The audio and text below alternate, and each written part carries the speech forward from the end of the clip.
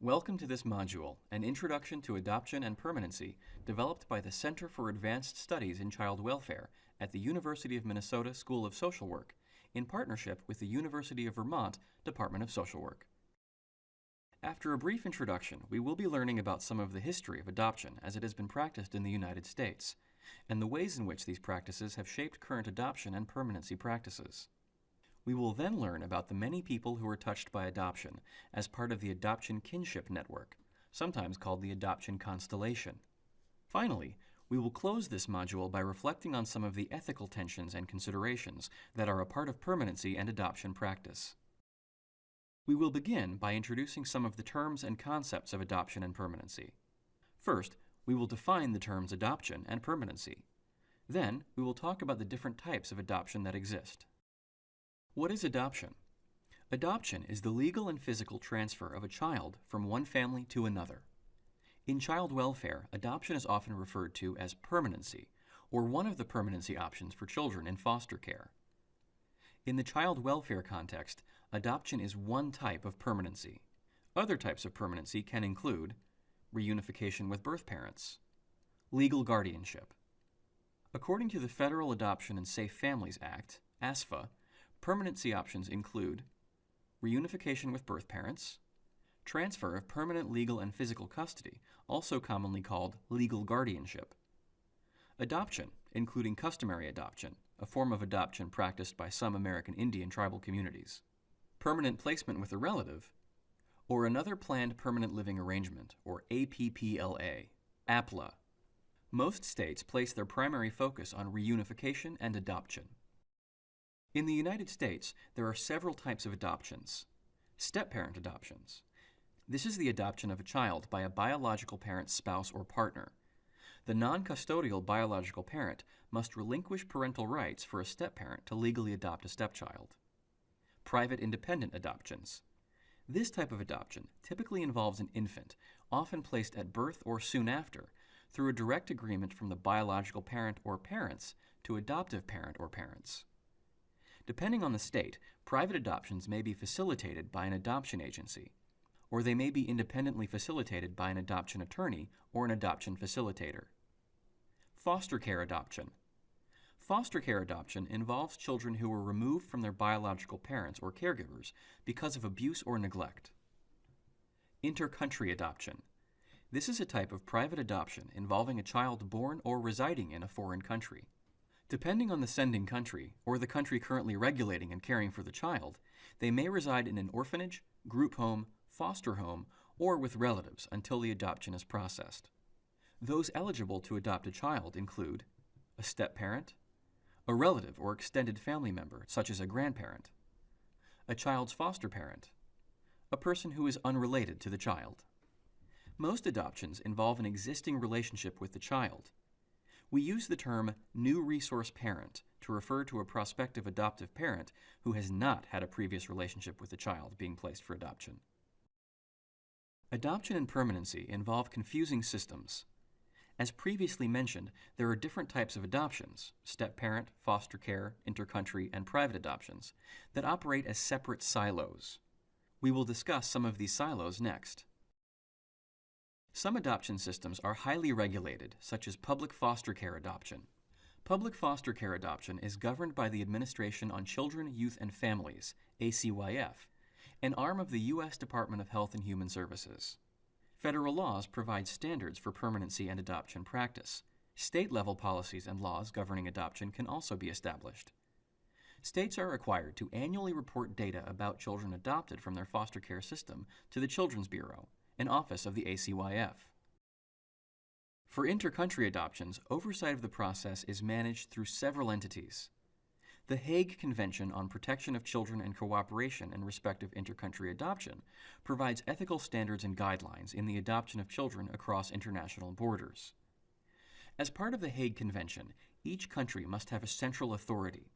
In addition, the country in which the adopted child resides has its own governing and regulatory agency, often part of one of the sending country's government departments. The Department of State is the central authority for the United States, governing immigration and naturalization. The private independent adoption system is highly unregulated and relies on the good faith efforts of those participating within that system. States may have some laws and policies governing private independent adoptions.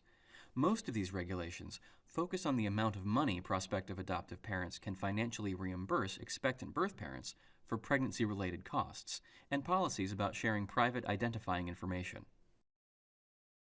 What might be the benefits and what might be the challenges of the U.S. having these multiple systems of adoption? Adoption, as it is known today, is a relatively new phenomenon based on European and American legal and cultural definitions of family. Other cultures have different views about adoption. Some do not believe it is possible to emotionally or socially terminate parental rights.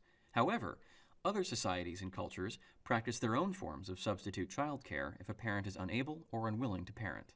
It is important to consider the ways these practices have influenced and shaped current adoption and permanency practices by examining the history of adoption in the United States. Responses to children without parents have varied. Historically, children's placements have included boarding and indenture, religious institutions, orphanages and asylums, baby farms, orphan trains, Native American boarding schools, foster homes, adoptive homes. When examining some of these placement responses and historical periods in more depth, it is important to remember that eras overlap. From the mid-1800s through the 1920s, there was a growing understanding that children were vulnerable. During the Progressive Era in the United States, a concern about child protection and safety emerged. At the same time, child placement was as much about, quote, civilizing and assimilating what many thought were troublesome ethnic populations as it was about child protection. Prior to the mid-1800s, children were valued for their economic contribution to the family, not for their emotional contributions. Children were not seen as a vulnerable population needing protection. Children were seen as little adults and expected to work at a young age. It was a common practice to place children with extended relatives, particularly when families were poor. Child labor laws to protect children from being exploited and exposed to harsh working conditions were not fully passed until 1938. In fact, there were no laws that protected the physical safety of children until the case of 10-year-old Mary Ellen Wilson in 1874. Because there were no child abuse laws, animal cruelty laws were used to argue for Mary Ellen's removal and protection from the extreme physical and emotional abuse inflicted by her adoptive parents. Children would sometimes be loaned out to other families where they would work in exchange for room and board. These placements were economical, not placing a child for affection and nurturance. Sometimes parents would place children within religious institutions, particularly churches, where they would work in exchange for room and board. Baby farms, in which parents could pay a fee to have someone else take their infant, operated in the U.S. until around the 1920s. Sociologist Viviana Zelizer reports that the mortality rate reached 85 to 90% at some baby farms. Orphanages and asylums became popular options in the 1800s and early 1900s. While children's asylums and orphanages were a system of handling large numbers of children in poverty, the term orphanage has always been a misleading way to describe institutional care for children, since the majority of children in orphanages had one or more living parents who were unable to care for them, usually because of issues of poverty. Orphanages were thought to be a model of efficiently caring for large numbers of children. Asylums and orphanages were always intended to be temporary placements, where children could get their basic needs met until family could establish financial stability. In the mid-1800s, particularly in urban cities like New York, the influx of immigrants led to an overflow of children homeless or placed in orphanages. Concerned humanitarians began to look for ways to reduce the number of poor children left to fend for themselves. The Orphan Train movement was one such project. Hundreds of thousands of children were sent by train from big urban cities in the East and placed in foster and adoptive families in farming communities from 1853 to 1929. The phrase, put up for adoption, comes from children being put up on train platforms for adults to choose from them to foster or adopt. Charles Loring Brace, a Presbyterian minister who founded the New York Children's Aid Society, started the Orphan Train movement. Brace targeted children from immigrant populations that he viewed as unfit or dangerous and documented his views in his book, The Dangerous Classes of New York. He wrote, Thousands are the children of poor foreigners who have permitted them to grow up without school, education, or religion. All the neglect and bad education and evil example of a poor class tend to form others, who, as they mature, swell the ranks of ruffians and criminals, who become the dangerous class of our city. Social workers were largely responsible for ending the orphan train movement, whose concerns about the treatment of children in these placements included a lack of home studies and follow-up on how the children were faring. Social workers were also focused on prevention, with assistance to children and families through supports like the mother's pensions for widows so they could afford to keep their children. The majority of the children placed from the orphan trains were not legally adopted. Most children were indentured and chosen to work for families looking for older children who would be able to help economically, which is why few babies and infants were placed on orphan trains. The orphan train movement was one way that the United States attempted to assimilate children from populations thought to be un-American. The Native American boarding schools were another way. While orphanages were being dismantled in favor of fostering, indenture, and adoption, the boarding schools continued to grow and spread around the country for Indian children. Beginning in the mid-1800s, hundreds of thousands of Native American children were taken from their families and placed in boarding schools run by the government or religious institutions. At the boarding schools, children were prohibited from wearing traditional clothing or hairstyle. They were punished for speaking tribal languages or practicing their spiritual traditions. They were forced to have anglicized names. Assimilation weakened Indian communities by ensuring future generations would not be able to continue their language, traditions, customs, spiritual practices, and governance. Many children were abused and neglected in the boarding schools, and most experienced trauma. Captain Richard Henry Pratt, the military leader who opened the first boarding school, Carlisle Indian Industrial School, stated, "If you kill the Indian in the child, you save the man." Boarding schools no longer cared for children once they reached their 18th birthday. Some tried to return to their tribal communities, but were unable to speak the language and had forgotten their customs. Many had trouble reintegrating back into their tribal communities, and yet, despite their assimilation, were still discriminated against by European Americans because of their race. The Native American community still struggles with the lasting effects of the widespread removal of their children, and call this practice of assimilation programs cultural genocide. It is now understood that these systematic practices within the boarding schools have resulted in generational trauma passed down through families and communities. Around the same time the orphan trains were running, there were other efforts to increase fostering and adoption. One of the most public efforts was the Delineator magazine's Child Rescue campaign. From 1907 to 1911, the popular women's magazine wrote monthly articles about adoption and featured profiles of children. The Child Rescue campaign uniquely posed adoption as not merely a solution to a social problem, but as a way to fulfill women's emotional needs of motherhood. In October 1907, the magazine published a story titled "The Child Without a Home," and the story appealed to the compassionate reader. The story stated, "Deprived of a mother's love, they were a potential threat to society." A particular adoption article noted that women had the future of society in their hands through raising good citizens. 300 women wrote to the editor requesting to adopt the children profiled in the story. The Delineator popularized the use of the child profile that is still commonly used today to describe children waiting for adoption. In the aftermath of the Great Depression and the end of World War II, new values about adoption emerged. In 1938, the Child Welfare League of America began publishing their Standards for Adoption Practice to help social workers and child welfare professionals consider best practices in adoption. An increase in family building after World War II led to a greater interest in adoption, as couples unable to conceive biological children turned to adoption.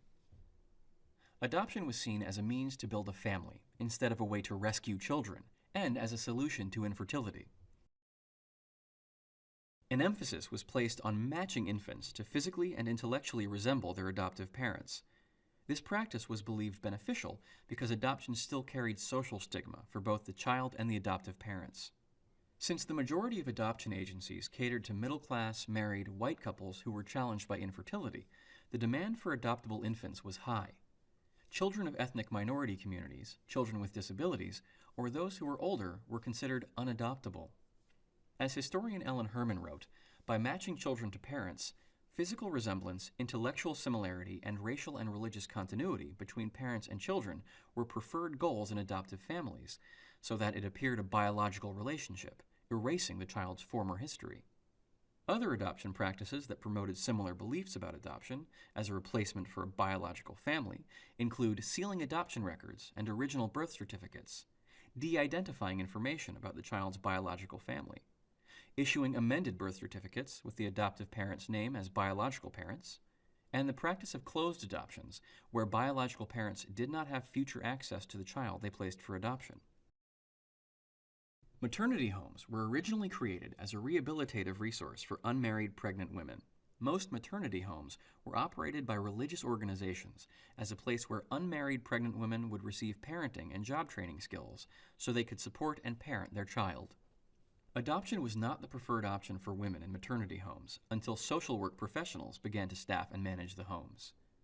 According to Regina Kunzel, a historian of the maternity home era, whereas unmarried pregnant women were previously seen as victims of unscrupulous men, now the victims were the children of sexually immoral women. This perspective helped propagate negative views about birth parents.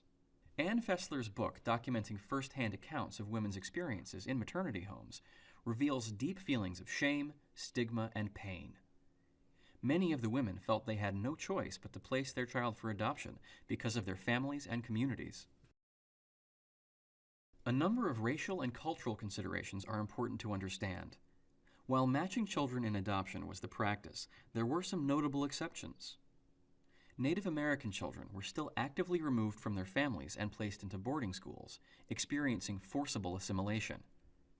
The Child Welfare League of America additionally created the Indian Adoption Project, a program that placed Native American children with white adoptive families, also for the purpose of assimilation.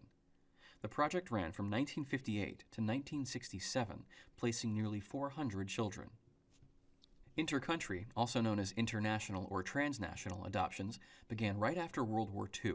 The first children adopted to the U.S. were from Germany, Greece, and Japan. The next groups of children adopted internationally were from South Korea in the 1950s and Taiwan and Vietnam in the 1960s and 1970s. Many African American and other ethnic minority children and families were excluded from mainstream adoption and permanency services. In the 1950s, the National Urban League created a program called Adopt a Child, reaching out to Black and Puerto Rican communities for adoption. At the same time, some white families began to seek adoption of children of color. The first documented transracial adoption of a black child into a white family occurred in 1948 in Minnesota. Starting in the 1950s, widespread social activism such as the civil rights, feminist, and disability rights movements began to impact attitudes and practices in adoption and permanency. The focus on protecting children once again emerged when Dr. Henry Kemp wrote The Battered Child Syndrome in 1962. His book garnered attention toward child abuse, and as a result, foster care placements increased as many more children were removed from abusive and neglectful homes. The placement of children with disabilities into institutional care was challenged during this time period as well, as parents began to advocate for support to raise their children. A 1972 expose of Willowbrook State School in New York revealed the abusive and horrific living conditions in institutions, prompting deinstitutionalization. The impact of Roe v. Wade, along with the availability of birth control and a lessened stigma on single motherhood, led to a decrease in the number of infants placed for adoption. The civil rights movement also influenced adoption. As a response to the Native American boarding schools and the Indian Adoption Project, the Indian Child Welfare Act of 1978 was passed to allow tribes jurisdiction over placement of Native American children. The National Association of Black Social Workers advocated against transracial adoption of black children into white homes in a 1972 position statement. Women who were residents in maternity homes formed a group called Concerned United Birth Mothers, CUB, to support other birth parents who had lost children through adoption. Since the 1980s, there have been significant shifts in how we view and practice adoptions. There has been an increased focus on special needs adoptions. Special needs includes characteristics that may hinder a child's adoption, such as age, race, disability, or membership within a sibling group. The term hard to place was changed to special needs in order to lessen the belief that some children were unadoptable. Federal incentives, such as adoption subsidies, were created to help increase the adoption of children with special needs. Special attention has also been focused around prioritizing keeping siblings together in placement. Historically, it was common to place siblings in separate adoptive homes. Recognition that it is traumatic for children to be separated from their siblings has led to a greater priority to keep siblings together. By the 1990s, it was recognized that too many children were in foster care drift, meaning they were lingering in foster care and often remaining until they turned 18, never returning to their families or being adopted. Laws prioritizing permanency were passed to reduce foster care drift and to provide children with greater security and sense of family. Concerns about the outcomes of children aging out of foster care without permanency also contributed a greater emphasis on permanency.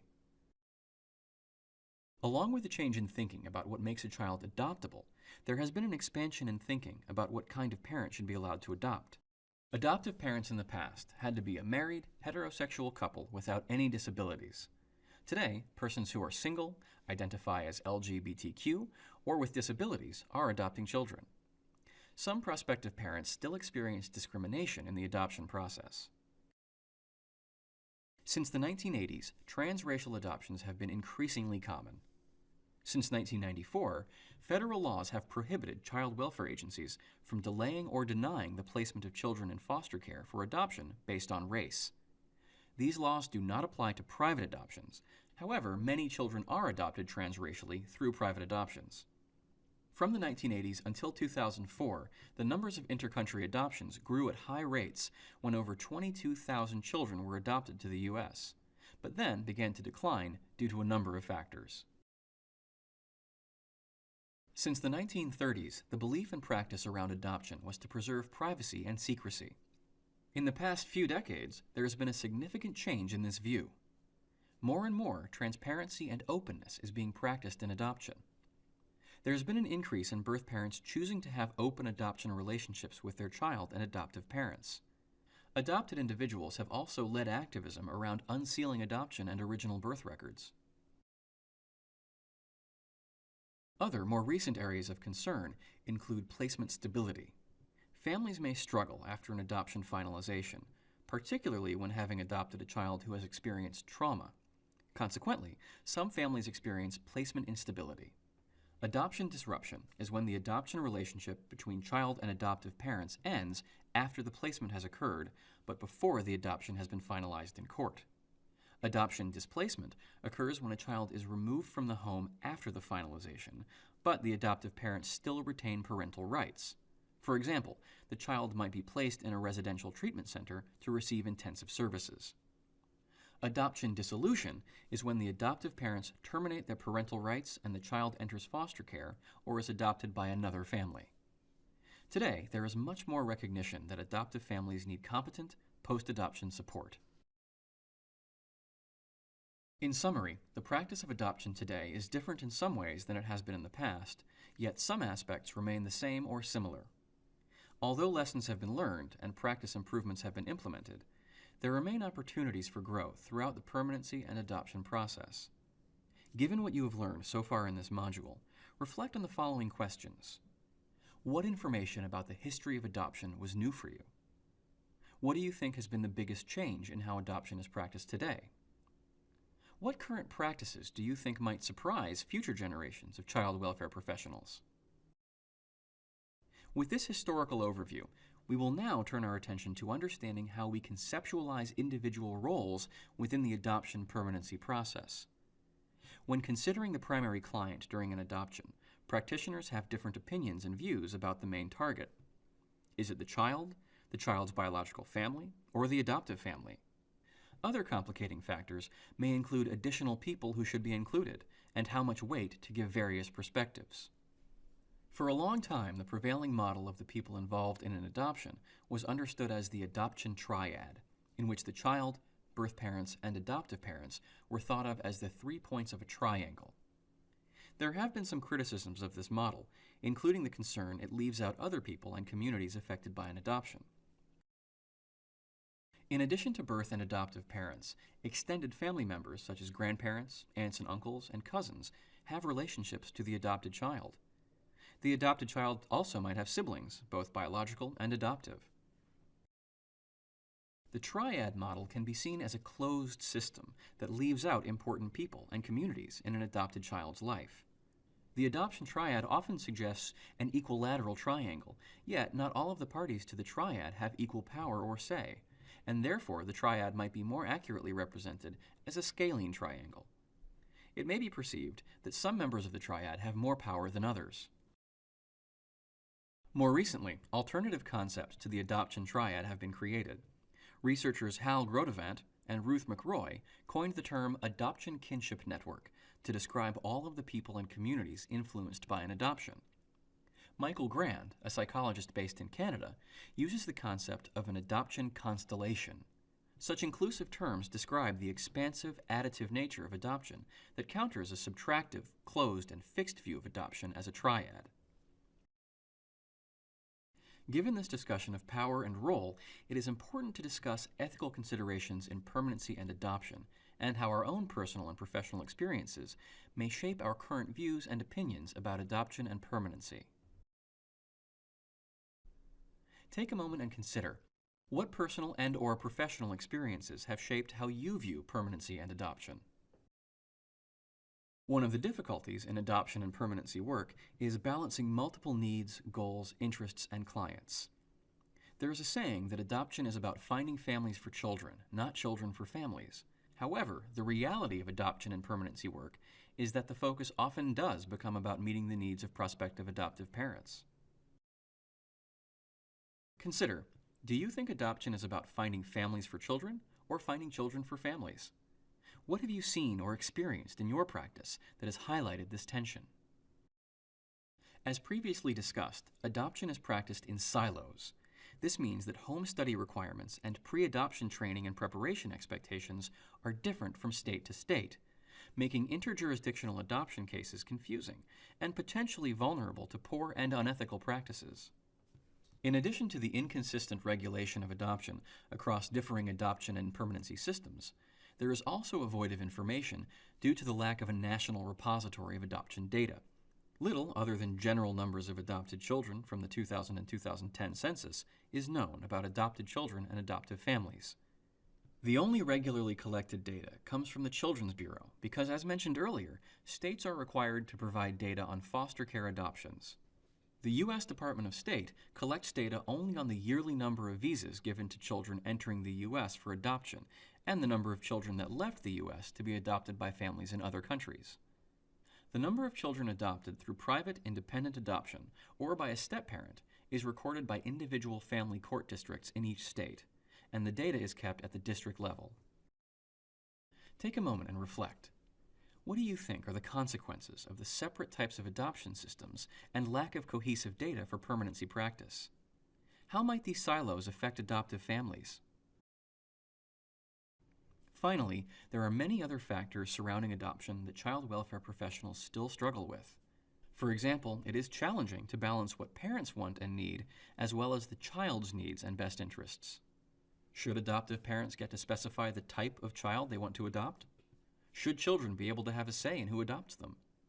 At what age should a child be able to have a say in what their best interests are? Another consideration is who should regulate permanency in adoption? The government? Social work professionals? Attorneys? Private facilitators? Is there a need for more consistency across types of adoptions and nationally? An additional concern is the vastly disparate cost of adoption in different contexts. Unfortunately, in many ways, adoption has become a business.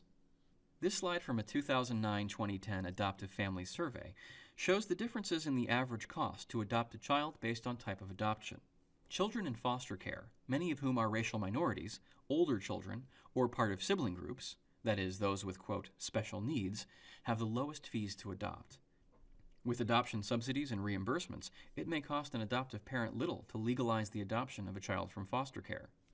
Step-parents have to pay for associated legal fees to finalize the adoption, but unless there are legal issues regarding obtaining a termination of parental rights or consent to adopt by the non-custodial parent, the fees are relatively minimal. Once a family chooses domestic or international adoption, however, they will pay anywhere from $10,000 to upwards of $50,000 or more per child. Associated fees for adopting children through domestic adoption may be less if the child is black, biracial, or has a disability. There are also lower fees for internationally adopting an older child or one with special needs. Social work and child welfare ethics protect children, and yet the concern remains about how to reconcile the difference in fees for adoption. We have looked at historical practices of adoption to consider how past practices and perspectives have shaped current ways of thinking. We also defined adoption and permanency as currently practiced, and who is impacted by adoption. Finally, we explored ethical tensions that make adoption challenging, such as balancing multiple clients, their needs, and conflicting best interests. More information on many of the topics covered today can be referenced in the resource list. Thank you for participating in today's module on adoption and permanency.